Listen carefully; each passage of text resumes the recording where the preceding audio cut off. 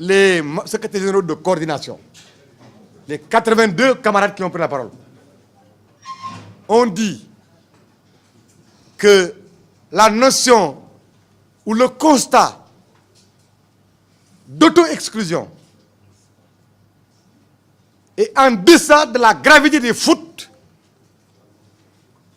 commises par ses camarades. Les camarades qui ont pris la parole sont allés dans le sens de dire carrément il faut les exclure. Mais il n'appartient pas à l'Assemblée générale des secrétaires de coordination de qualifier ou de parler de ces mesures qui entrent dans le champ de compétences du bureau politique. Vous êtes en droit de me poser des questions.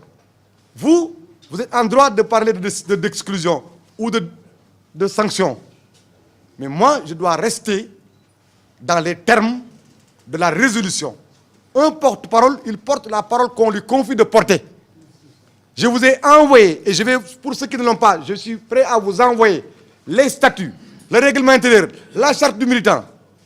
Et vous verrez, mais ne me faites pas dire des choses qui ne sont pas encore décidées par le parti. La dernière fois, j'ai dit moi-même ex-camarade. Quand vous m'avez demandé est-ce qu'il s'agissait de démission ou pas, ou d'exclusion, je vous ai dit, pour moi et pour le secrétaire exécutif, ces camarades se sont tout exclus depuis très longtemps. C'est moi qui ai lancé la notion d'auto-exclusion. Parce que je ne veux pas aller plus vite que la musique. D'accord? Si demain, le bureau politique devra prendre telle ou telle décision, il appartiendra au bureau politique de la décider, de la prendre. Mais en l'état actuel des choses, le constat qui a été fait, c'est que ces camarades se sont mis en marche du parti.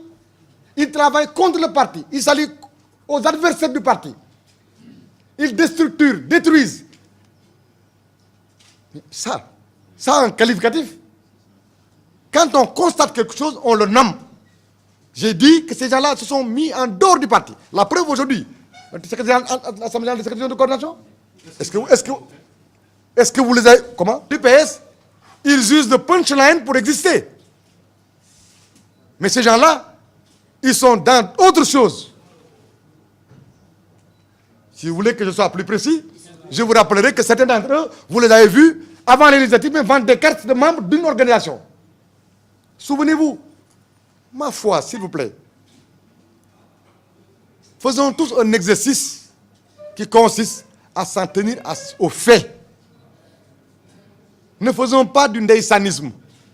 Malheureusement, au Sénégal, on n'indexe pas celui qui corrige, qui sanctionne.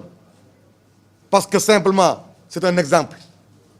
Mais on l'indexe parce qu'il remet en discipline, il corrige celui qui est en faute. Ces personnes-là qui disent ce que vous venez de me rappeler là, ce que vous venez d'évoquer là, ne connaissent même pas le texte.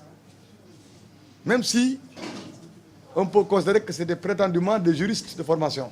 À un moment T de la vie de nos instances, qu'on organise une vente parce que la massification, parce qu'un rendez-vous avec nos instances et nos structures le recommande. On le lui a demandé aujourd'hui, l'Assemblée générale des secrétaires généraux de coordination, qui approuve et soutient, défend les conclusions du secrétaire exécutif national, ainsi que les recommandations faites en direction du bureau politique.